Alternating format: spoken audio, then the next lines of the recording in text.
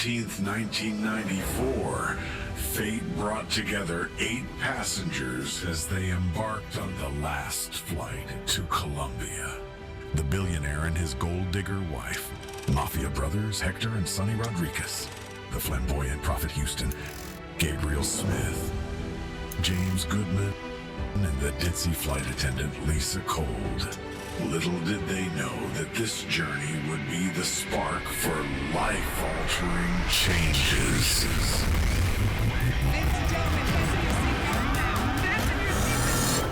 Join us for the last flight at Queen's Hall on August 19th and 20th at 7 p.m.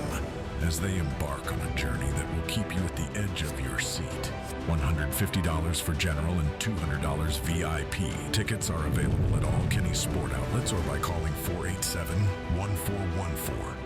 And of course, in studio with us this morning, we are talking about the last flight. And I have to say, I was so excited when I saw this come up. Good morning, Onika Narayan, writer and director. Natasha. And good morning, Celeste, also known as Lisa. Celeste Ferreira, good morning. Welcome to the show. Good morning, good morning. How are you both doing today? Fine, thank you. Very good, thank you. Yes, great. Happy to be here.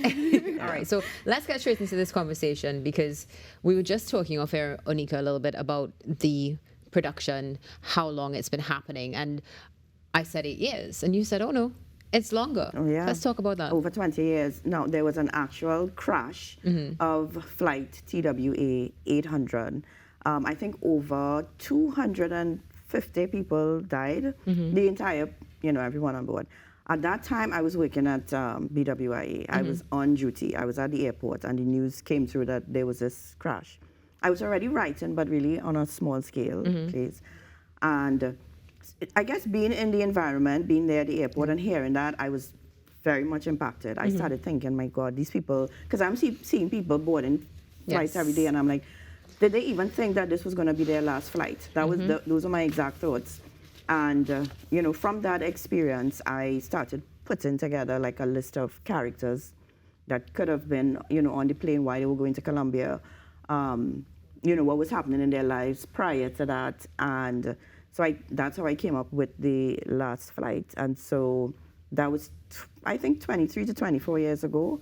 We had a different cast then. I didn't do it perhaps for 15 years. And then with this new production, which is Champion Media Productions. And so we have a whole new cast. And since then, we've been doing it since 2015. Wonderful. Yeah. So not just the new cast, but also some of the original cast. Celeste, you've been performing for 8 years. Yes. With this production. Tell us what it's been like for you.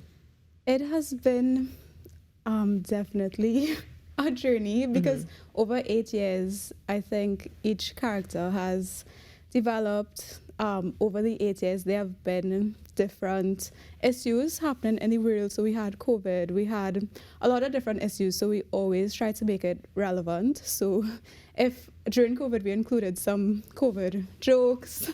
So we always do things that are relevant. So it's been a lot of, it's definitely been a journey. I would say we always try to address issues that are controversial, things people think but nobody actually wants to say. So each character kind of brings that out, and then of course nobody knows that it's their last flight. So the play is meant to get you kind of thinking about your life and make you have deep thoughts that you might be uncomfortable with. It sounds like it's definitely been an evolution when it comes to this production. Now, it's drama, it's comedy, it's suspense, and so much more. Onika, as the writer, what do you want people to feel leaving? Well, I want them to feel a sense of hope. I think that's number one. Because even though we say people a lot, actually I get a lot of messages on Facebook, why use this name? People died on that flight, and we say comedy, and so they think we're making fun of people dying. That's just definitely not it. Yeah. I mean, if you're writing a play and doing drama, especially in Trinidad, you have to incorporate some, sort of humor, right? And so the stories that their lives before they board the flight, each one addresses something relevant, something that I think every single person in the auditorium can relate to, definitely. And so by the end of it, the plane is going to crash. And so it's a surprise what happens after, but by the end of it, I want people to have a sense of hope that no matter where they are in their lives right now, no matter what they think they have not accomplished, no matter what the mistakes they've made or what they think about, I need that, there's hope once you're alive. Yeah. There's hope. And so, yeah, that's one of the main things I want people to leave with. That is such a beautiful message, and I'm sure that contributes to why we've seen this play continue to run. Definitely. Because you are impacting lives, and you're clearly impacting lives in all different ways. I mean, for somebody to just message you and say, well, why you name this? Yes. It shows that, people are sitting up and they're paying attention as well. Celeste, what do you think, or at least for you, is one of your favorite parts of the play? Definitely the plane scene. So the first half of the play, you kind of get a sneak peek into everyone's life. But on the plane scene, all the characters come together. And because the personalities are so different, there's a lot of clashes. So it's very comical when you see like a flight attendant and the mafia brothers interact.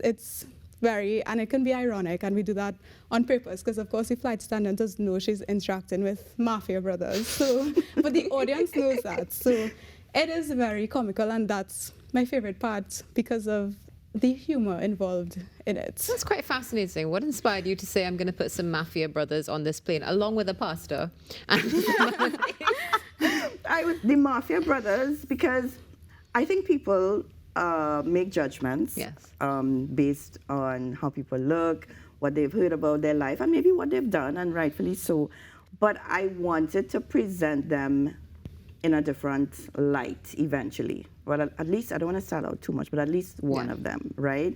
And just to see how these all these souls coming together can actually have things in common and or be so different at the same time. And Celeste on the plane, she kind of brings everything together because she interacts with everybody, and she is ditzy.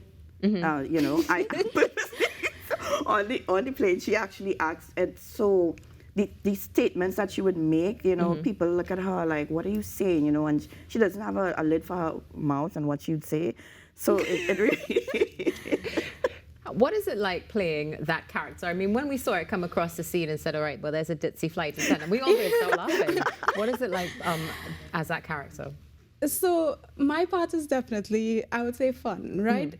The play does have like suspense and, definitely there is some deep, heartfelt scenes, but my character is fun because I get to be the ditzy flight attendant. And, in life you encounter people who might think they're better than you, and I basically say the things everyone is thinking, but maybe nobody wants to say. So, the thing, I have to be that person, unfortunately, who represents that person in society. I mean, I am definitely here for it. I'm loving the images that we are seeing on screen right now. I can only imagine the things that you are saying. And we appreciate your character, and we appreciate you writing this character as well, because we all think it. Yes. We don't always say it, but we all think it. Yeah. My goodness. So it's happening on the 19th and the 20th of August at Queen's Hall. Thanks for not selling it all out, because I'm ready to see this play as well. Trinidad and Tobago, The Last Flight, a production full of comedy, suspense, and action, is happening at Queen's Hall the 19th and the 20th of August. Thank you so much, Onika Narain. Thank you so much to Celeste Ferreira as well for being with us in studio. Thank you for having and looking forward to seeing this continuing for decades to come. Yes, agreed. Yeah, we're always sold out and there's always a demand, so we have to keep going. I'll need to mark my calendars and you need to mark your calendars as well. We have a bit more coming up on the Now Morning Show, because we need to wrap with the sweet sounds of steel pan. Stay tuned.